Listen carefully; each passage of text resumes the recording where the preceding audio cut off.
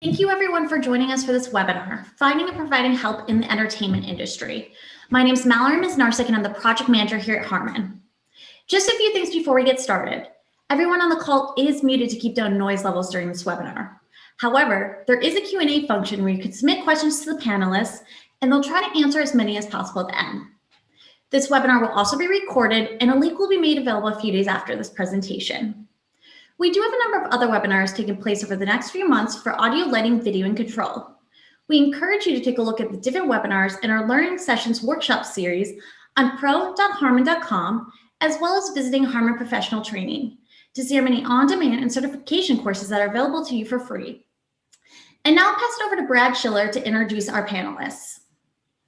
Thank you, Mallory. Hi, everyone. I'm Brad Schiller. I'm a business development manager at Martin. And really thank you all for joining us here today. I know there's a lot going on in the world and we really appreciate you taking the time to join us today. And we're going to have this panel discussion here with several leaders from industry charities. We're going to hear from behind the scenes, we're going to hear from Lori Rubenstein. From Backup, we're going to hear from Lee Dennison. From Music Forward and Crew Nation, we'll hear from Nurit Smith. And from Touring Career Workshop, you'll hear from Eric Parker. And so as you'll see today, it's going to be a really timely and really great discussion. Today's learning session is titled Finding and Providing Help in the Entertainment Industry, because now more than ever, people from all around the world need assistance. Our industry's been on a pause for an exceptional amount of time, which has led to greater needs for support in terms of financial, medical, and health matters. In the US alone, there are nearly 2 million known nonprofit organizations, all of which are doing their best to help people in various ways. Today, though, we're going to focus on charitable organizations that service the live entertainment industry. Thankfully, there are many wonderful organizations that have been around for quite some time with clear goals of helping backstage workers. Additionally, new foundations and charities have been established in the wake of the COVID pandemic with similar goals. For many people, though, it can be difficult to know where to turn to for aid or to provide support. On the screen here, you can see a sampling of many groups from around the globe that specialize in aiding live entertainment workers. There are, of course, many more that we have not listed here, either because they focus in different areas or just because they were so regionalized that they were difficult for us to find. Also, keep in mind that certain charities have been established during the time of COVID simply to share money to those that are out of work. In some of these cases, their limited funds may have already run their course and thus they may no longer exist or have the ability to help out. Additional groups, such as We Make Events or Save Our Stages, are focused on larger causes instead of on individual workers. Often, these organizations also raise funds for many of the established worker-based charity groups listed here as well. You might also be a member of a union or trade group that works directly with these or other charities. Today, though, we're going to hear from 4 leading industry organizations, each with their own unique goals and directions. They cover a broad range of individual support methods, and you will hear not only what is available to entertainment workers, but also how you can directly help. One of the best and easiest things each of us can do is to spread awareness about the options available to everyone working in our wonderful field. These groups that you're going to hear from today are providing support not just to lighting, video, and audio workers, but also to our brethren in scenic, costume, makeup, and much, much more. In today's session, each panelist will describe their organization in detail, and then we will all share together in a group discussion. Following that, we will answer any of your questions that you might have. As a reminder, throughout this presentation, feel free to submit your questions at any time by using the Q&A button on the Zoom screen. Then at the end, I will read the questions to the panel when we get to that portion. So without further ado, let's get started learning about all these 4 fine organizations. First up, we're going to talk about behind the scenes, and I'd like to present to you Lori Rubenstein, who's the executive director at Behind the Scenes. Thank you, Lori, for joining us today. Brad, thank you so much for having me and for putting this wonderful panel together. We really appreciate it. Hello, everyone, and thank you for coming. I know it's a day when attentions are divided, so we appreciate your being here. And I just want to give you a brief overview, as Brad said, of Behind the Scenes. Please go ahead, Brad. We have 2 main focuses. The first is to provide assistance to entertainment technology professionals and their families who are in need due to serious illness or injury. And by entertainment technology professionals, we mean those who work behind the curtain, behind the camera, on the road, and for the companies that manufacture and supply entertainment technology products and services. So it's a very, very wide remit. And our second main focus is to provide tools and resources to support all entertainment industry workers to promote mental health and psychological safety. And I'll get into that in much more detail in a moment. Brad, please go ahead. Let me talk about our grants first. Grants are issued to those who are seriously ill or injured, or if they have an immediate dependent family member, such as a spouse or a partner or dependent child who is seriously ill or injured, and that's putting a burden on the family. And these grants may be used for a number of different things. Each grant is tailored to the individual and where the areas where they most need assistance. But things like basic living expenses, including rent or mortgage, utilities, food, transportation, medical expenses of every sort, insurance. COBRA is a big cost, of course, for us, and we do often cover that. Counseling and rehab, both inpatient and outpatient, and of course, funeral expenses. Applications are generally reviewed within 72 hours at the most, and grants can be issued immediately, so we can respond very quickly, but we urge people not to wait until they are in dire circumstances to reach out for assistance. For all of the entertainment industry assistance organizations, we can help you much better if you come to us earlier on in the process. And by the way, we work very closely with all the other industry assistance organizations, Music Cares, the Actors Fund, Motion Picture and Television Fund, Will Rogers, the AFC in Canada, so that we can work jointly to assist you to the best that we can. Go ahead, Brad. So I want to spend a little time today on our mental health and suicide prevention initiative. We actually began work on this long before the pandemic, and we have brought together a steering committee consisting of industry experts, industry professionals, as well as mental health professionals. We have representatives of labor. The IATSE is represented at the highest level, representatives of employers, both large and small. And we have social workers from all of the major industry assistance organizations that I just mentioned, as well as mental health professionals in private practice who specialize in our industry. And we have been rolling out tools and resources actually since March that we hope can provide some real tools, real resources for people to use. We know things are very difficult right now for people during the pandemic, but they were difficult in our industry even prior to that. As shows become larger, people are working longer and longer hours, under more stress. Mental health has really suffered in our industry. And so these were meant to address that going into the pandemic and certainly coming out of it on the long term. So just a quick recap, we have Be Seen, Be Heard, which is our 24/7, 365 anonymous peer-to-peer chat app. It provides a platform for you to talk to your peers about what you're feeling. You get home from a gig at 1, 2 in the morning, you can't sleep. You're not going to call and wake up a friend or a family member, certainly not your therapist. So what if there's a place where you can go online and talk about what's on your mind and find some support from your peers because they understand what you're going through?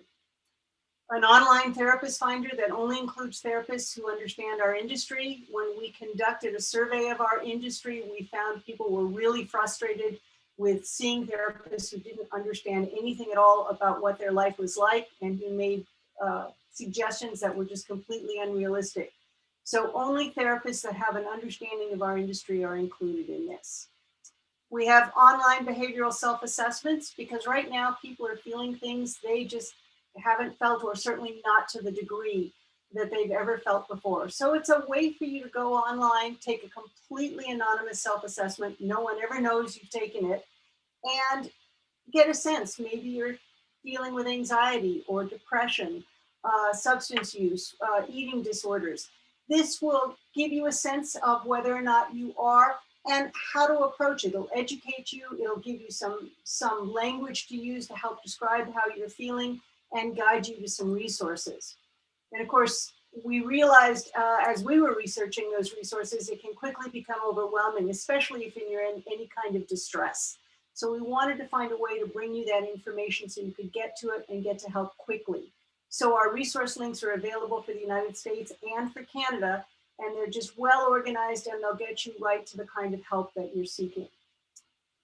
Our survey also showed us that bullying, harassment, and intimidation are major issues in our industry right now. They have been for a long time. They continue to be. So we're providing a series of informational pieces, tools to help fight that. We just this week launched Language for Toolbox Talks, because we want language about mental health and respectful workplaces to become a part of every toolbox talk, every safety briefing. But it's hard to talk about that subject, and especially to craft language to use. So we actually are providing sample language that you can go and just pick up and insert right into your existing safety briefing or toolbox talk. And finally, we have extensive information available about suicide prevention. That includes posters about knowing the warning signs, because the more familiar you are with them, the quicker you will be to spot those signs in others and in yourself, and the steps to take to assist someone who might be considering taking their own life. Please take a look at these, familiarize yourself with them. We know that suicides are on the rise across our industry, so it's really important to be aware and step in. I had the executive director of the National Suicide Prevention Lifeline say to me that more suicides are prevented by people who know people well rather than by mental health professionals. So we are the front lines in helping to prevent suicide. Thanks, Fred. There are lots of different ways you can support behind the scenes. Obviously, the most important is to spread the word to people that help is available. Help us get the word out as far and wide as possible. Obviously, donations are very, very welcome, especially during this time. You can make donations in celebration of, in memorial donations, or just simply because it's the good thing to do. We have the BTS Boutique, which has lots of wonderful things available, including all of Neil Preston's books and posters and his new book, Queen, the Neil Preston Photographs. A simple one is designate BTS as your Amazon Smile charity. We have a pledge of support partnerships. We have pledge of product, pledge of service, and individual creative pledge partnerships. Take a look at those. And finally, our Ghostlight Society for legacy gifts. Great, thank you, Lori. It really sounds exciting, and I know Behind the Scenes is a wonderful organization. So thank you for that. Thank you for all your support, Brent. Of course. All right, so we're going to move on now to Backup with Lee Dennison, who's a trustee at Backup. Lee, take it away. Thank you, Brad. Thank you. Firstly, thank you to Harman for organising. It's strange times we're all in. The fact that we're pulling together charities across the pond and hoping to share resources and ideas and how we can help and what we're doing and ways to raise funds and ways to distribute funds and sharing of ideas is great. So thank you very much for organising. A little bit of history about Backup. There's a lot of similarity that you'll hear to Behind the Scenes and what Laurie's gone through, because originally Backup was part of Behind the Scenes. We were an amalgamation of a British charity called Light Relief, which was started to help the lighting fraternity. And then we got very close to Behind the Scenes back in sort of about 2010, I think it was, Laurie, when we first met. And we shared a lot of ideas and resources and ways to move forward as a charity. And then we pulled all that together to become Backup in about 2015. So Backup is a sort of a UK equivalent of Behind the Scenes. We share a lot of the same ethos and thoughts behind how we go about helping and how we support our family members. And a lot of that is based on similar ways. So as we go through, and if you can click through for me, Brad, a lot of similarities, which we've nicked the good bits, we've added some bits, and hopefully we can share those back with some of my partners on the call. But our remit is very similar. We provide financial support to the industry, to professionals working in live events, theatre, TV, film, who cannot work due to illness, physically unable to work, mental illness, physical illness, whatever it is. We have a very broad remit, and with COVID coming along, that remit has changed as well. We've got a strong organisation. who are effectively on the job. We are all part of our industry. We all do this as volunteer trustees because we're passionate about the industry that we're in, but also it's about helping our family members who are part of that. Part of the trustees, we've got our chairman, John Simpson, who is the founder of White Lights, a large theatrical lighting company based in the UK, but known globally. Our vice chair is Piers Shepherd, who's technical director of the Olympic ceremonies and has been for a number of years. Other trustees, Rick Fisher, both a West End and Broadway lighting designer, Bobby Aitken, a similar sound designer across the West End and Broadway, Peter Heath, who's chairman of Plaza as well. A really nice mix of trustees who, have got fingers on the pulse in the industry and who help get into certain areas. Our remit is wide. Our family is large in the UK, and we're there to try and support as much as we can. Within those trustees, we try and break that down into various teams. We've got a grants committee, very similar to the behind the scenes. We've got 3 trustees plus chair, very proactive, very reactive to any applications, similar time frame for when grants come in, assessed very, very quickly that we can get to our family members and support them as quickly as can. So a very similar turnaround time in the sense of an application through, looked at, and then hopefully awards made very, very quickly to help people. Similar kind of thing. Please don't leave it to the last minute. I think the British have this sort of stereotype of the stiff upper lip piece, and our world is not like that anymore. We work and support our family, and that's what it comes down to. It's really important that people get in touch very, very early and quickly. We've got other teams as well. We've got marketing teams. Again, we're volunteer based, so we're doing this around I think most of the panel can understand the homeschooling, as well as trying to keep this world going and craziness that it is, as well as being trustees. But we're looking at how do we market ourselves, the fundraising side of it, getting into companies, getting into individuals and organizations supporting, and then we have our events area as well. So we're trying to really, as trustees, not only look strategically ahead, but also get involved with the day-to-day support of the charity. We've also got supporters outside. We've got some really good companies who have been part of the journey from day one, who do it not for the plaques, not for the name in print, not for anything other than just being some really good, strong supporters of helping others. And whether they like to place themselves in the limelight or whether they do that behind closed doors, but a really good mix of audience members and supporters of the industry who roll up their sleeves, whether it's from a financial point of view or whether it's through donations of labour or resource or space or equipment or whatever it is. We're very blessed to have some really strong people. Next slide, please, Brian. Grants, again, they're tailored to individual needs, and they can include, essential living costs, medical related costs, advice, retraining, travel, whatever it comes down to. It's case by case basis. Our original remit was based on either injury or illness grants, and that was covering both physical injury and mental illness, and we try and look to support recipients for at least 3 months. So it's not just about doing that rent check for a week or a month and then not being able to help support because suddenly the worry is there about the next month. We try and put a process in place that gives 3 months or whatever it is to support and take that pressure off. I think Brian Leach, bless him, before he passed, he did a video for us. And he talked about that kind of piece of backup's not there to be the doctor, to be the medicine. It's there just to take the pressure off, and that's how we do that through the financial side. It's just taking that pressure off, so it gives people the ability to think clearly about the road ahead and how we can get them back onto the road by taking away some of the financial pressures. So we try and support for that 3 months. We do follow-ups as well. It's not just a case of here's your rent paid or insurance paid or wherever have you. We try and do as many follow-ups as we can and make sure that we're helping as best as we can and move forwards.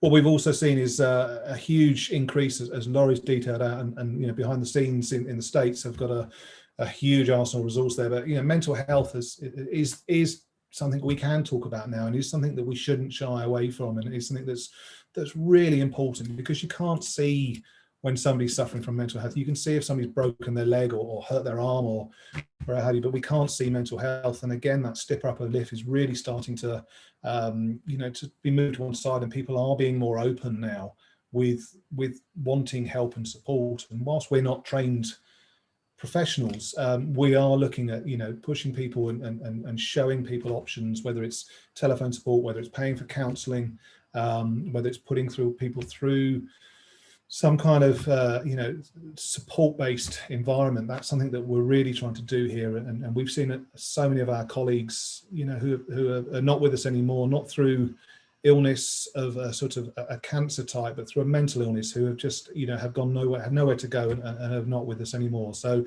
I think all of the panelists will understand that and realize that we can all do much more than that, and we can only do that with support from the industry.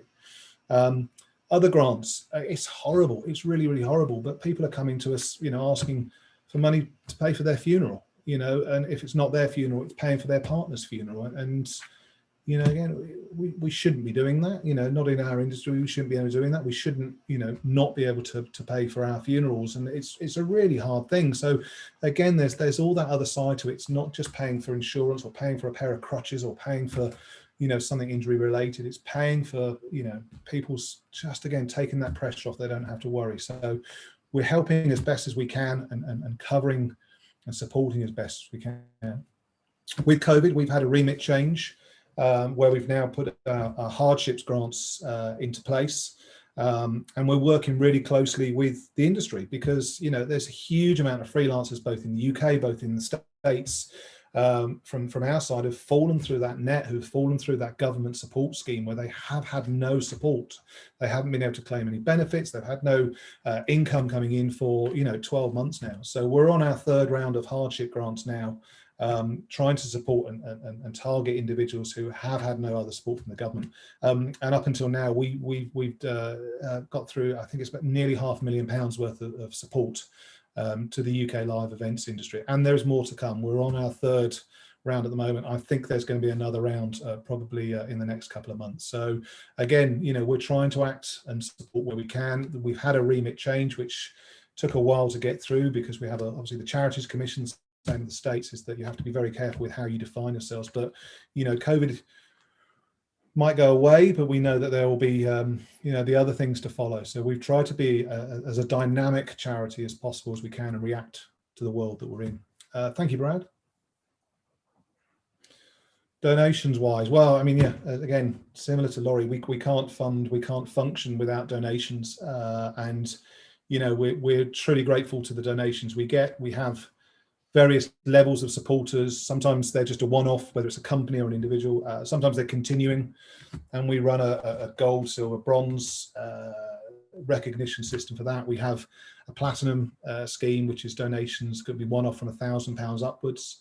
But we also get regular monies coming in. Sometimes it's £5 a month, $10 a month just from individuals. But you put that over 12 months, 24 months, it's a massive amount of money, and it's money that's coming in that we know is always going to be used and always going to be pushed straight back out to support people. So we've got some really good regular donations, and even people throughout COVID at the moment are still making sure they're keeping those donations in place, because they've either been helped or they know that it's going directly to family members.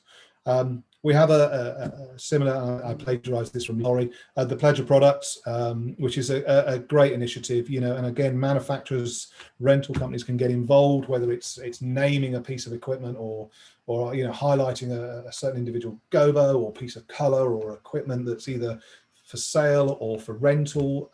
ETC have done a great job with this. Ambersphere do it as part of their training scheme, that every time they run a training scheme, there's a donation to back up. We've got various companies in the UK, Flare Lighting, TSL Lighting, and others, who every time a certain nominated piece of equipment goes out the door, there's a rental amount coming in. So again, it's great. It's amounts coming in on a regular basis, which is really important to keep the charity running. We move into events, and this is sort of my world, which I've sort of taken on for backup. We up until COVID, we had a great events calendar. We ran a number of golf days. We tied into Digico with their big quiz nights. We ran and we were offered the only time the Royal National Theatre in London has ever given away one of their spaces for a comedy night. We had a huge comedy night 2 years ago, supported by the industry, raised a lot of money and generously supported by the Royal National Theatre. And whilst they say they've never had a comedy night there before, I've seen some of the reviews of shows there, so I don't think it was the first comedy night. But again, stuff like that appeals to our industry, that they can get in and get behind and support. One of our biggest events, which started sort of 6 years ago, was a big karting day, which started with sort of 10 teams, and we raised about £5,000. And not last year, but previous year, we had 35 teams raised £35,000, and to become that event for the industry, which isn't that award ceremony that everybody has to go to, or that sort of 4 o'clock at the bar when you're completely beyond the point of oblivion trying to catch up with people. We do a full day of karting, of networking, of getting people down, of music, of barbecues. And it just turned into a really nice way of getting clients to come down, of companies to invite clients, suppliers, manufacturers. So we've got a really nice way of pulling the industry together, and they get behind the charity now, and they understand what the charity is trying to do. So the event side is really important to us. Fundraising, we had a team drive, did the Mongol Rally, stupid mad drive across Europe and into Russia, and in a 50-year-old car, that raised £25,000 for the charity. We've got people riding across countries, bunny hopping, balancing spoons, whatever it is. There's people who just feel that they just want to get involved in doing something. So we've got a really good income from individuals and companies, which helps massively. The non-industry stuff, Amazon Smile, a great initiative. BTS do it, we do it. Again, it's just bits of money that feel people they're contributing. And we had a West End Unplugged piece that we did in the first lockdown, which Bobby Aiken produced on behalf of Backup. We sold that to NBC. So we had a lot of non-event industry people, public, who were watching these live streams that were coming out, which featured a mixture of West End stars and Broadway stars, and they could donate and felt that they were supporting the industry as well. So again, it's fantastic that we've managed to sort of get outside of the family, because it's really hard asking the same people again in the industry again to support. Getting outside of that and getting the public involved has been great. And then the We Make Events campaign, We Need Crew, huge campaigns in this time that we're in. Niall Horan did a live concert from the Royal Albert Hall, donated all of that through to We Make Events, and Backup is the nominated charity of choice for We Make Events, and we're distributing out to then other charities from us. So that's helped drive profile to the charity and helped make Backup become a really recognised charity within the UK for the live events industry. So there's a lot of support there in what we're doing. The UK as a whole is phenomenal as a supportive nation, both from the public and the members of the industry. We've had sort of almost nearly £5 million being donated by the public to the industries, and that's going to charities such as Backup, Theatrical Guild, PSA, Theatre Helpline. The public and members of industry realise that we need help and we need support. So hugely generous, both at this time, which has been great, and it's wonderful that we're beginning that support. We do have a difference between the UK and the USA, which doesn't help us with regards to tax release from donations. Our companies don't get it, the business individuals don't get it. We get to claim tax relief and gift aid back from the government, which is 28p for every pound, but that's on an individual basis. So we don't get the ability to really get the big corporations involved, whether they're from the industry or not. So that's something that we have as a challenge across here, but it's something that we're working hard to see if we can come up with different ways of working. And also we've got the issue of I know that behind the scenes has huge support from the industry, from the unions in the States, whereas it's a slightly different union setup here in the UK, and trying to get into the unions is interesting, and we're working hard to try and sort of educate their members and show them Backup as a choice. So we've got a lot to do. We're driving it internally, but events like today, sharing ideas with esteemed colleagues here and helping promote and push is phenomenal. And we're getting there. But thank you again, Harman. Really appreciate your support on this. Looking forward to getting into some questions after this, and sharing the love between the charities. It's hard times for all of us, but we're really looking forward to getting in there and helping our family. Thank you very much. Thank you, Lee. That was great, really great explanation, and you guys are doing wonderful work. So thank you.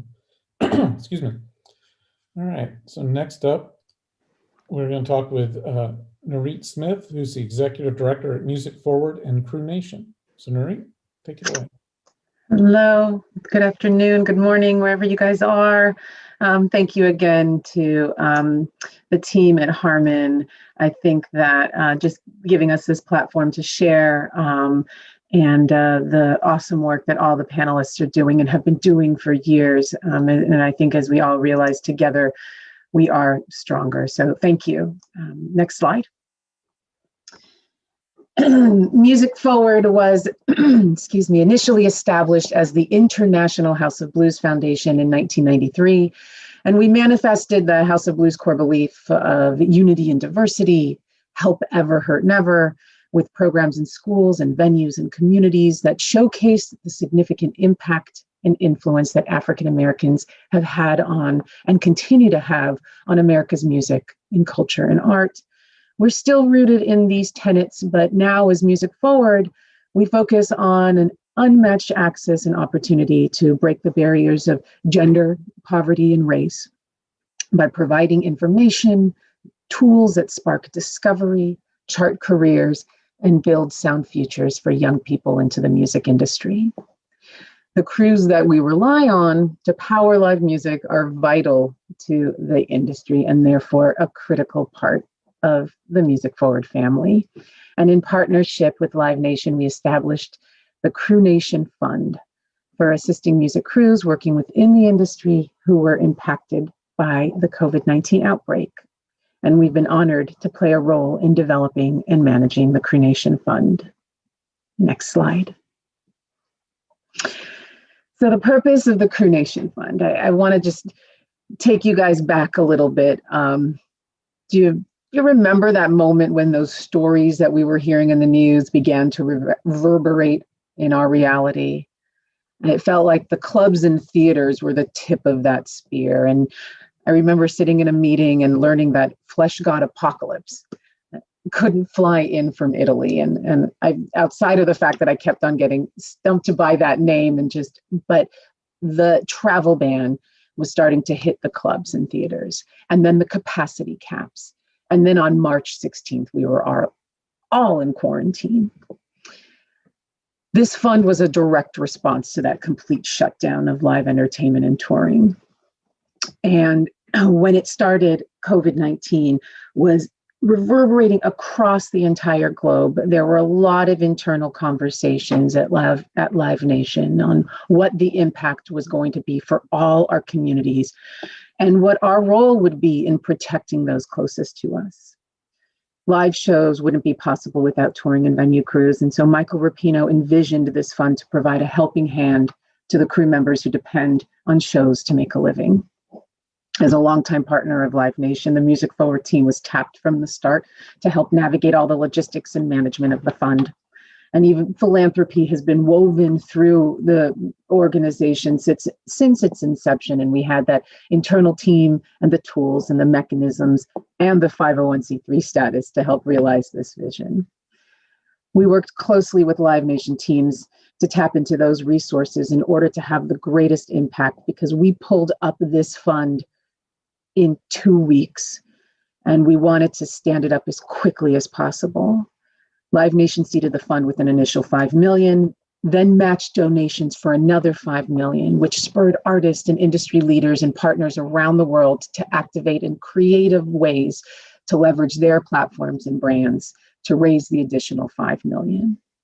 There was a simple application, and we had multiple rounds throughout 2020 where a crew member had to complete, and once the information was given, verified, each individual was awarded a one-time $1,000 US grant.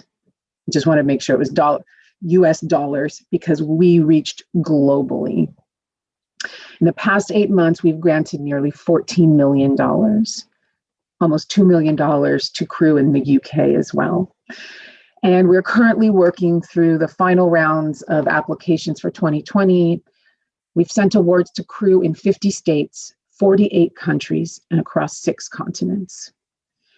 I think as you've heard a number of the panelists already mention, and I like, I'm going to use this now, Lee, we are, our remit, we're relooking at our remit process because, as we know, the needs are getting much more complex. So the eligibility criteria and giving amounts we're reviewing currently to ensure that we shift from that immediate relief to the longer term recovery and support.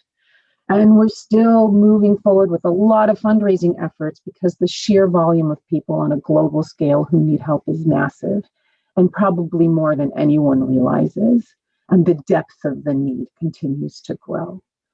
So we're thankful to have helped the small number of people along with the great organizations on this call, but there are still so many more who could use help. Keep an eye out. Probably in the next few weeks, we'll be launching and communicating with applicants on this next round for Crew Nation. Next slide. All right. Music Forward's mission is to transform young lives, inspire careers, and champion a more inclusive music industry. And the majority of our work is focused on this next gen initiatives. And since our founding, Music Forward's programs have impacted more than 1 million lives. We connect passions to professions in the industry for high school and college-aged young people. Our sweet spot is about 16 to 24-year-olds, so right as they're at the end of high school, moving in through university or into the workforce and beyond. We provide that information and tools and access, and we inspire the young people to turn that passion for music into professions.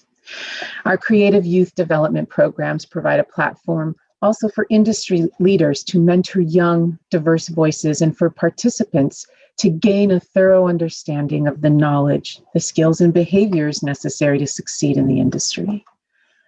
We have two distinct paths. Our artist development pathway is designed for emerging youth musicians and includes performance opportunities, coaching, learning about the business of being a recording artist, panels, curriculum on the creative process, songwriting, artist teams, and the tech needed to do that.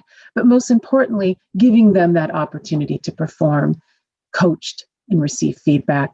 We have open mics, we have spotlight performances, and ultimately, as we come back into the real world and events, there'll be a Hollywood intensive for young performers and gigs at festivals and venues nationwide. The career development pathway focuses on business careers in the music industry, like production, ticketing, merchandising, A&R, marketing, distribution. And we were so grateful to have Harman host a panel this past year for our young people and learn about different roles and strategies inside the Harman company. Those career paths include those industry panels, career explorations, career readiness, and workforce experiences through internships, which we call gig-ternships, and mentorships as well. And this is really manifested in a recent initiative called Diversify the Stage that we partnered with Noelle Skaggs from Fits and the Tantrums. This new partnership with Diversify the Stage really reinforces our commitment to equity and inclusion. And Music Forward built this for 25 young women of color, 7-week music industry intensive that happened in the fall, the spring mentorship that's about to launch in a couple of weeks, and then will culminate in paid internships this summer. The internship program also hosts undergraduate students from backgrounds traditionally underrepresented in the music industry to guide their personal and professional growth. And we are expanding this program in ensuring that many host companies and mentors can have access to the hundreds of young people that are currently applying for Music Forward internships, but now we can also connect them with other opportunities inside of the industry and support their growth through that participatory learning and professional development sessions. We also have scholarships. These are awarded annually to 5 to 6 deserving young people who are preparing for careers in live entertainment and music. some of the only scholarships dedicated to young people who want to go into the music industry. And it's open now. Please let all your young people around you who are heading into junior, senior year. It's open now through March 31st. These are $5,000 to $10,000 scholarships. And we also have the Blues Schoolhouse. This is our legacy program focusing on that understanding of the impact of the Black experience on our music, starting in Africa in the 1500s, moving through the slave trade, not shying away from talking about the social conditions that birthed the blues, that led to jazz, and so on and so forth. And in a 70-minute performance piece, really guiding young people through that experience.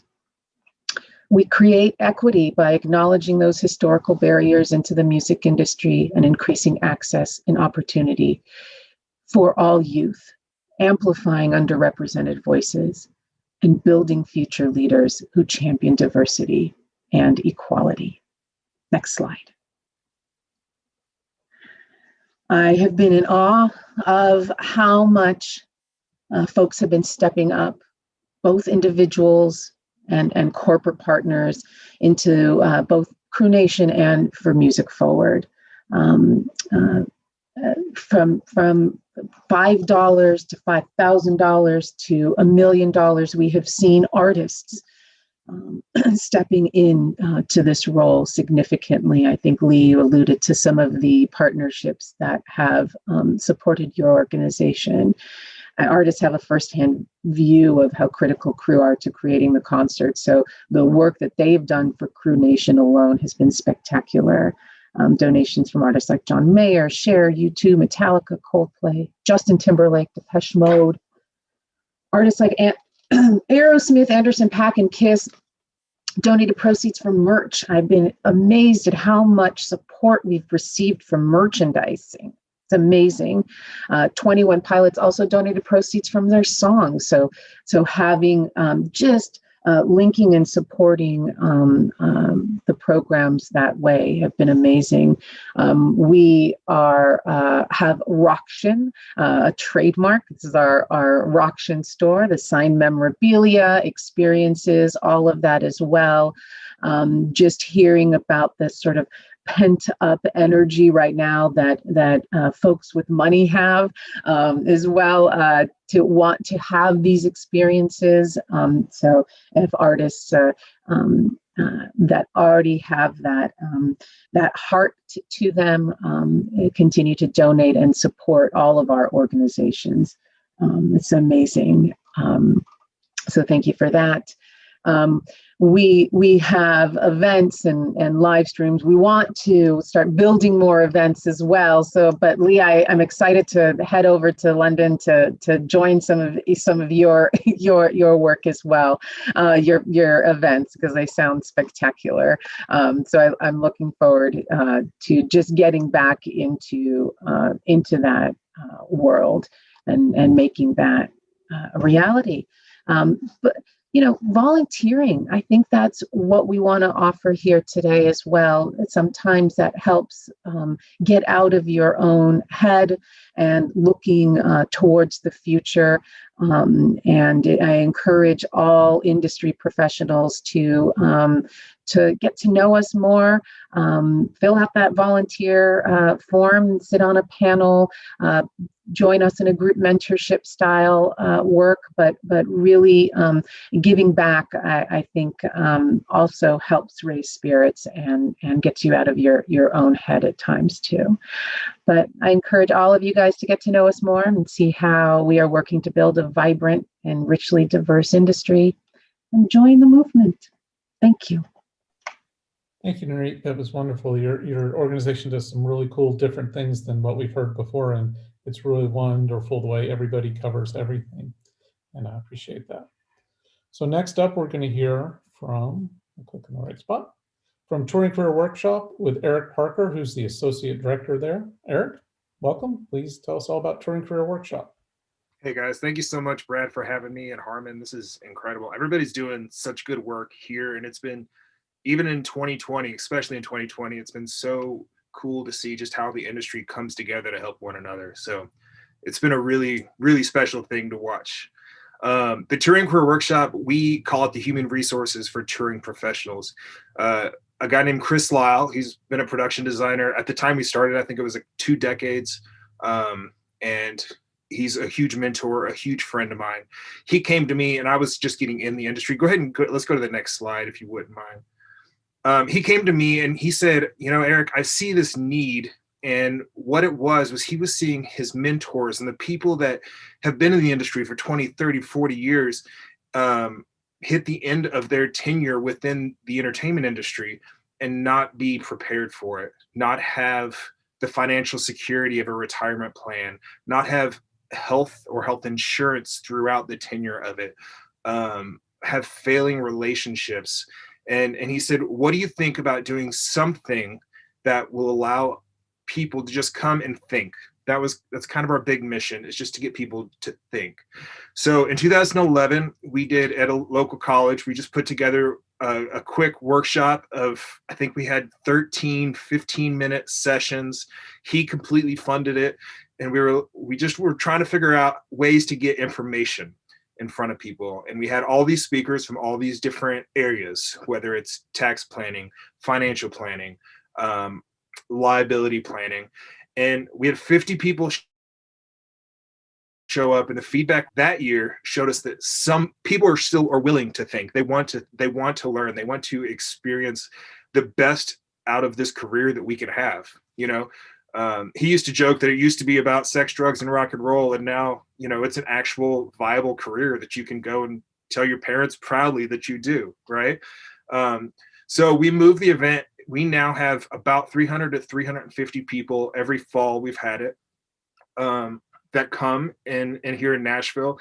And again, we have every year we have a few staples. We have one that talks about health insurance. We have tax planning and accountant in various forms of that, as well as financial planning. Those are every year. Those are very important to us because that's obviously very important to life and a less stressful life. But we also have a lot of panels. In 2019, we had people from different venues come into town and say, hey, look, this is what it's like for us as a venue person to have a tour come in, you know, a bunch of crotchety, tired road dogs. When you talk to us this way, it helps make everybody's life better, right? We also had production managers, what they look for in crew and on the road. We had vendors, what people look for from different vendors. We had those panels. We've had liability protection panels, other ideas of kind of side hustles and roadie real estate, where, you know, a guy has a bunch of rental properties and that's kind of his backup plan, his second income. So that's the Touring Career Workshop. That's where it started. That's kind of our fundamental thing here in town. And in 2020, we did a virtual version. Usually we have 350 people come. We've had 4,000 people see it on our Facebook, which you're welcome to go see it. It's still up. We realized in 2020, the direction of what we were talking about is a little bit different, because round about the third time that they pushed everything back, we realized that it isn't about, you know, all the big things and planning for your future financially and everything. It was really about surviving this moment. So we brought some people together. Michael Strickland, which has been a huge advocate for our industry, especially here in the US. He came, again, our financial planner came to talk about kind of what to start expecting with some of the government programs or the grants that have saved people's lives throughout the year on a tax side.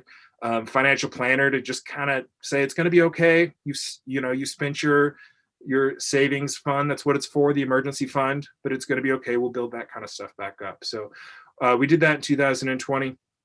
What else? We also have other things within Touring Career Workshop that are very important to us. We have networking events. Huge networking is very important to us, to our industry. I think everybody will agree as well. So at our event, we have a networking time, as well as we put up several networking events throughout the year, as well here in town, and then encourage it throughout everywhere else. We also do other things, especially in 2020. We put together several little things to just kind of help, obviously socially distanced, but along with the Red Alert Restart that we did, I forget what month that was, but when we lit all the buildings here in the US red. I know the UK had one prior to that. But we also did a Nashville thing called Keep the Show Rolling, where we had over 200 vehicles show up. We drove a route through downtown Nashville, just in solidarity of showing like, this is really important in this town too. Like, just to bring this town together, and people that hadn't seen each other in months and months and months that had worked together previous, they were able to just spend time together, even if it was just honking their horn or whatnot. So that was super cool to see. Let's go ahead and go to the next slide. Our other thing that's super important is mental health, as everybody has talked about, which is incredible because there was a time, even in the beginning of my industry experience, where it wasn't something that anybody talked about, and it wasn't okay to not be okay. So it's really cool to see that it's coming to light now, and it's okay to not be okay and to get help and to seek that. So as part of that, we put together an all access program. We have a handful of life coaches and therapists with all different specialties. You could find them on our website, touringcareerworkshop.com. That we work with, and you can go, and we'll pay for the first 2 sessions free of charge. We don't ask anything. We don't ever see a name, phone number. We see nothing. They send us a bill, and that's that. Thankfully, I believe all of them have gone to virtual sessions as well, so you can hit them up wherever you are. And as long as we're able to fund it, we're happy to do that. That's financially, that's the most important thing, because getting people the help that they need is the most important thing for us, especially in a time where we're just trying to survive and things keep changing, and hopefully we have new hope now, but that's another story. Let's go ahead and go to the next slide. In December, we put this together. Chris actually had this idea. There's so many roadies that they've created side hustles, and they've created different things and products to sell. So we put together a list, and it's also on our website, called Crafty Roadies. And so you can go and find all of these different companies or products that roadies sell and support them directly. So I've just brought it up. There's candles, there's soaps, there's leather goods, there's apparel and knitted goods, woodworking, home decor, food. There's lots of food. We love our food, drinkware, books, and other fun stuff. So that has been, I think, there's been a few organizations that have reached out and just bought directly from them and bought like 100 items at a time.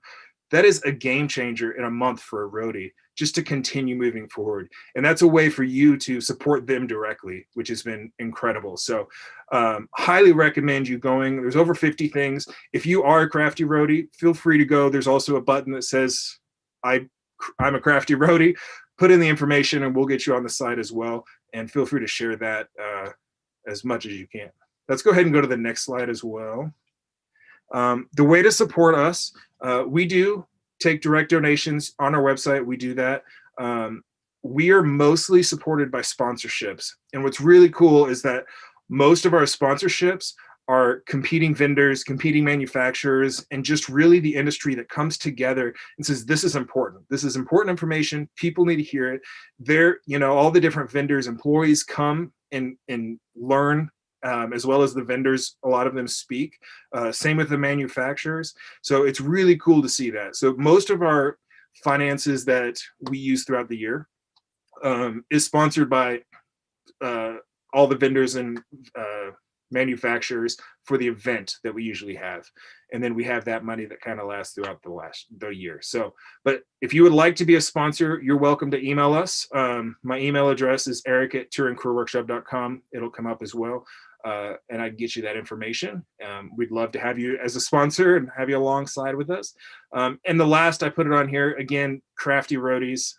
We're mission driven. We're just a couple lighting guys that want to help our industry. So the most important thing for us is to help the industry and help each other as everybody else is. So if you would like to go check out the Crafty Roadies, see what you are interested in, buy some stuff, support them, We don't get any money from that.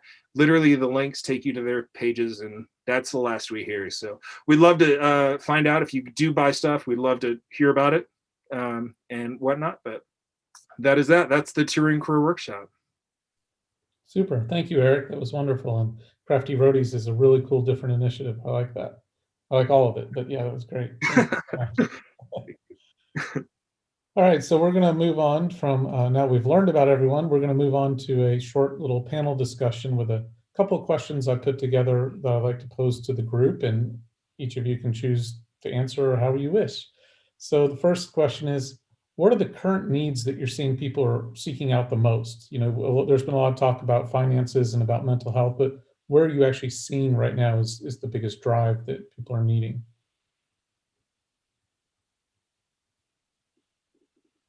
Don't all answer at once. I'm happy to take one for the UK team here.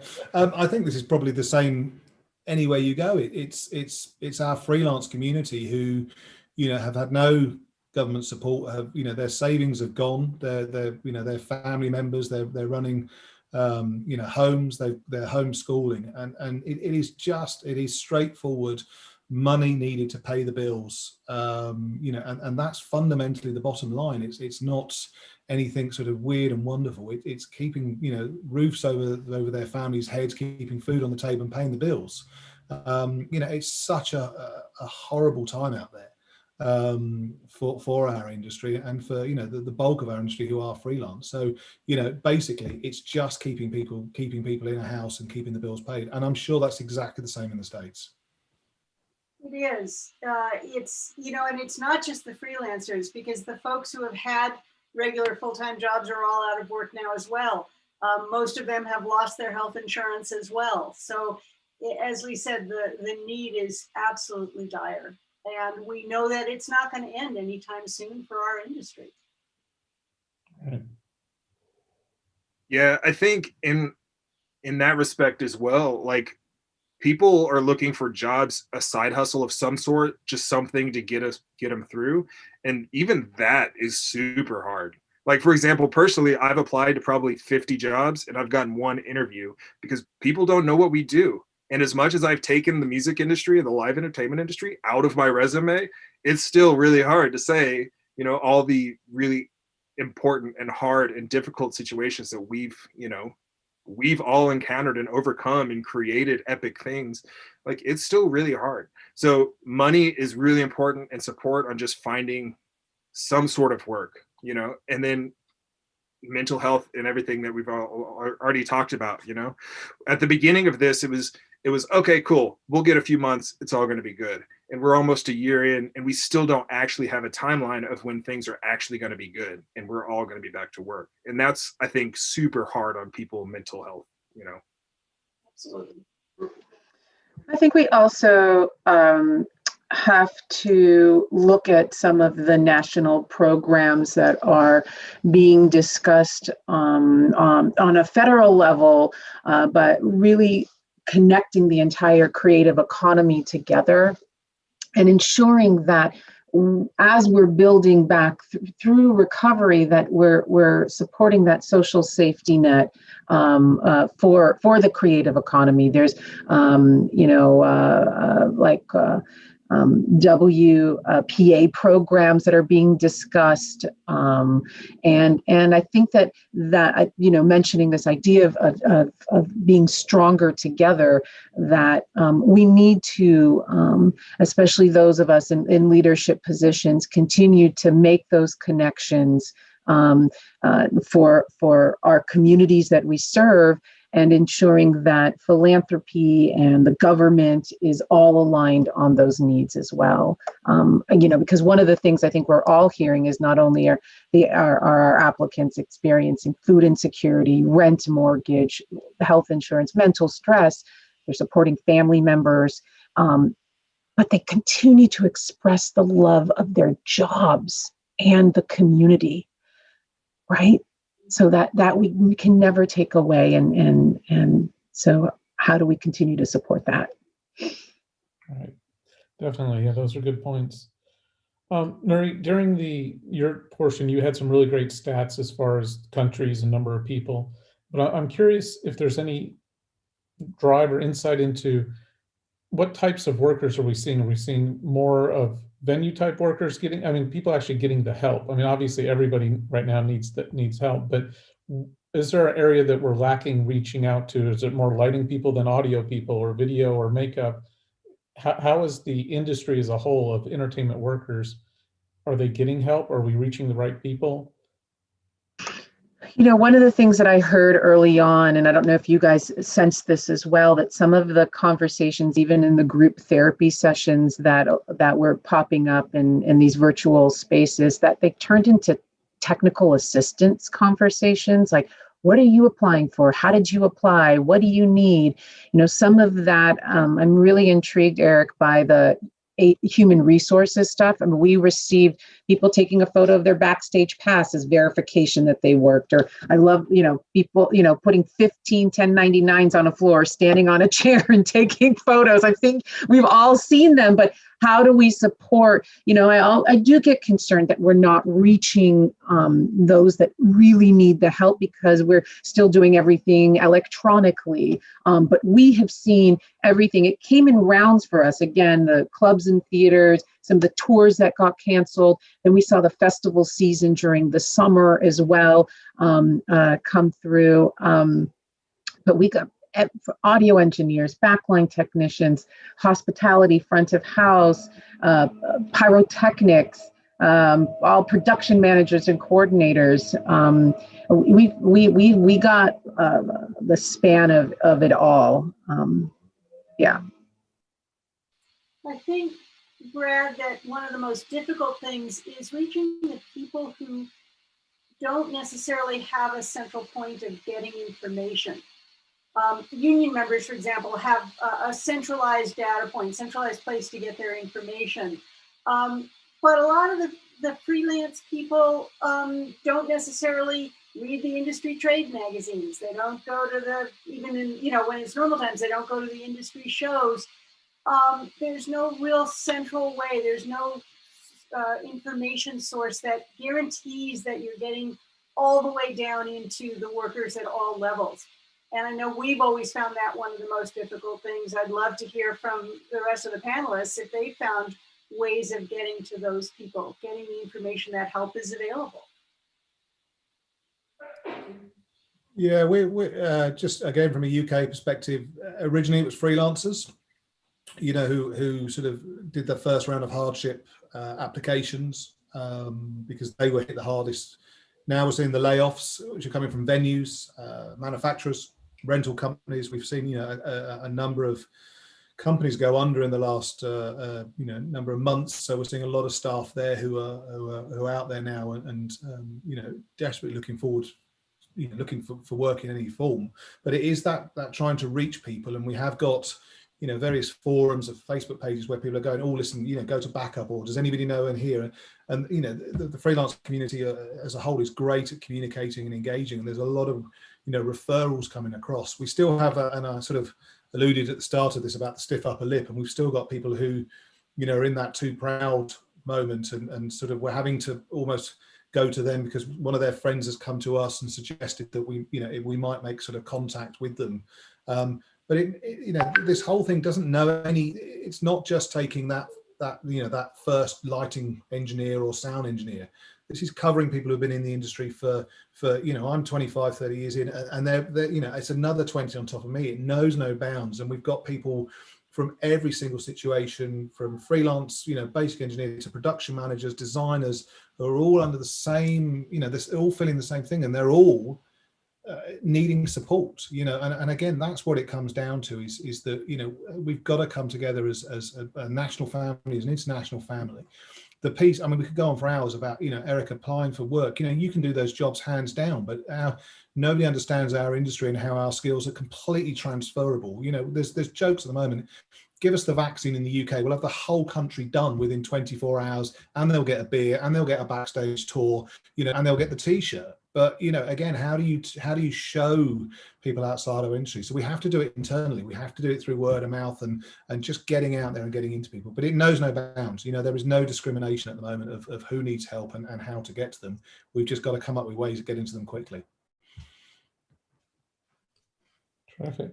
Well, I think we actually covered my next question too, of how to get the word out to non-affiliated gig workers. So that's good. We covered that. So my last point on this panel discussion portion is, what is the impact of all of your combined efforts to help our industry? What is the impact? That's where I want to leave it. I'll let you figure out what that means and answer accordingly. I'll start. It's like I said earlier, it's unbelievable seeing how the industry came together and just as one, like one family, all the competitors, like Lee was mentioning, there's nobody immune from suffering at some way from this. And that's in the world. It's not even just our industry. In the entire world, everybody has suffered in some way. Obviously, our industry has been impacted really, really hard. And it's, in most people, it's frustrating just because it's kind of ignored. We're not an essential system as most people believe. But it's been unbelievable. So I think just the bind of the industry has been strengthened through all of this, and individuals, Yeah. I think, again, I think the public are more aware of us now. I think, the tap doesn't just go back on Monday and suddenly our industry starts again. We've got 3, 4, 5 month lead in for, for projects, for events, for theatre shows, for tours, etc. But I think, at first it was hard, but I think the public have now, realized they want that experience. They want to be able to go back out to a concert. They want to go to the theatre. They want to, to be engaged again, and they want to do it for their social and mental well-being with their friends.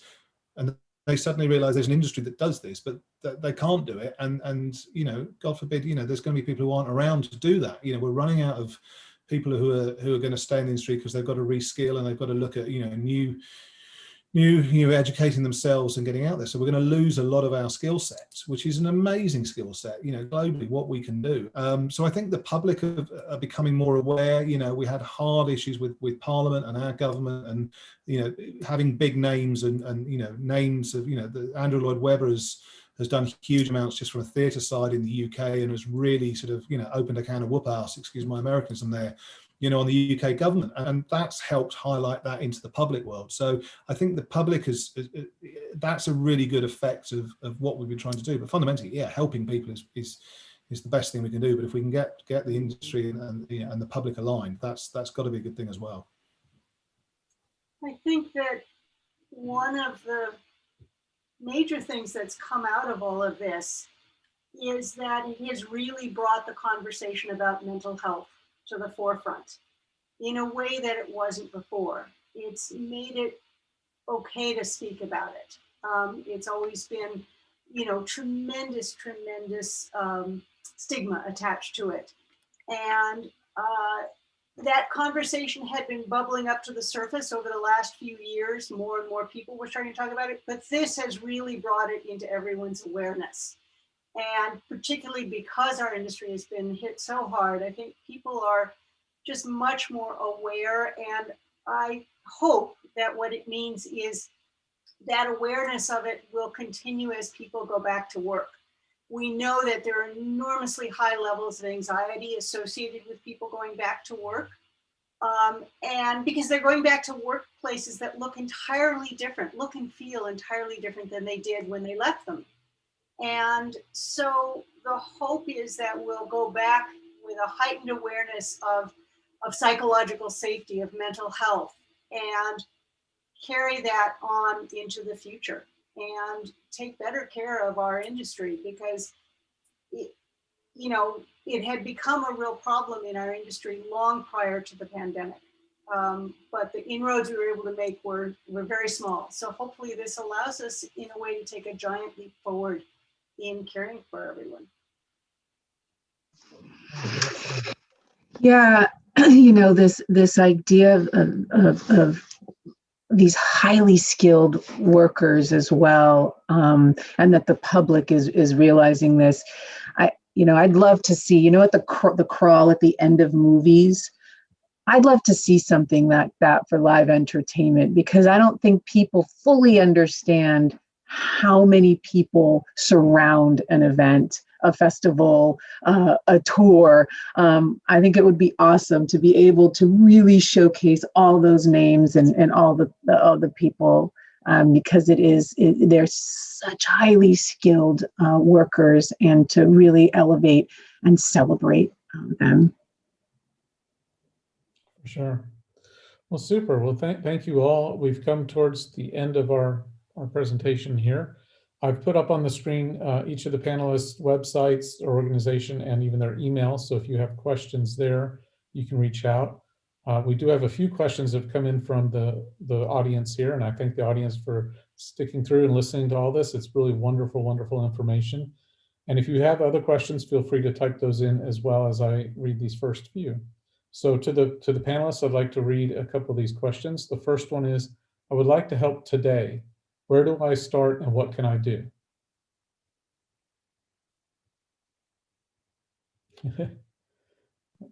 Anyone want to pick that?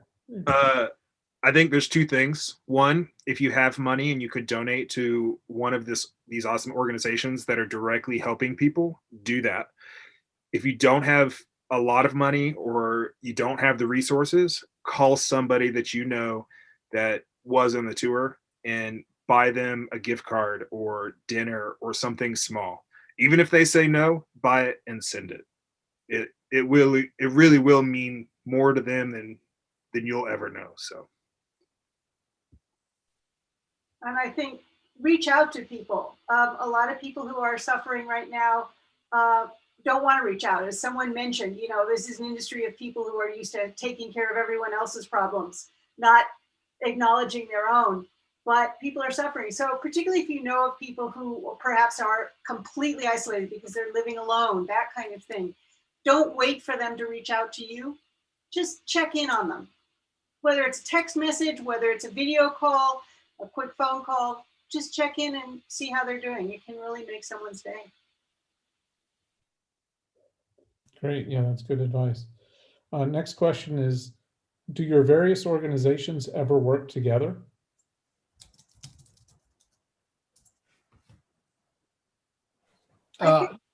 Sorry, Laurie, you go. Go, Laurie.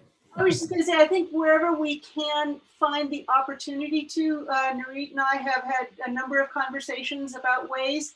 There are certainly some organizations, for example, that we work with on an almost daily basis. All of the other charity organizations within the US and Canada, we share clients on a regular basis. The other charities, I think we all look for ways where we can overlap and assist each other's mission. That's exactly the same in the UK. We've got good working relationships with a lot of the other charities here. We get referrals into our charity, and we refer to other charities as well, or we do combined support structure as well, depending on what's required. So, I think that's the lovely thing about, again, if you come from this industry, and I can't speak for other industries, but everything gets left at the door, whether it's a company you work for, or a manufacturer you work for, or one tour that's a rival over another tour. It doesn't matter. People come together to help and support, the family that we're part of. And I think, working together and helping drive that forward is so important. There are no walls and no we're better than you, or you're bigger than us, or you're smaller than us. It's got to work as a team, otherwise it doesn't work. So that's the way the UK is. I know that's exactly the same way in the States, and that's sort of learning with Laurie all those years ago, and learning from her. So I think as an industry and industry charities, it's phenomenal that we can come together and support. Super. And one last question here. When I buy swag from a charity, how much of that money actually goes to the charity? It depends. I guess I'll start. A lot of the swag that we offer, we do have to pay for. So anything above that price is donation to the charity. Some things are donated to us, in which case 100% goes to the charity. I'm guessing for all of us, it's a mix of things. Yep, mix of things, and particularly with Crew Nation, because the administrative costs were pulled off to the side, every donation, 100% of every donation will go directly into the hands of a crew member. Super. Well, I think that's all the questions there. If anybody has other questions, they can always reach out through the email addresses or websites shown on the screen. And I thank everyone who's joined us to listen in today or listened in on the recording. It's really great information and really useful for our industry and for everyone to be able to provide help and to also support these organizations and support each other. It's such a wonderful thing that our industry is so close and tight. And I'd like to thank Eric and Lori and Nurit and Lee for joining us today and giving all this wonderful, wonderful information. I know I learned a lot about all of your organizations, and I just know we'll all get through this together. It's a cliche line now, but it's true. So thank you all. Thank you very much. Thank you, Brad. Thank you, guys. Thank you. Thanks, guys. Everyone stay safe. Get through the other side.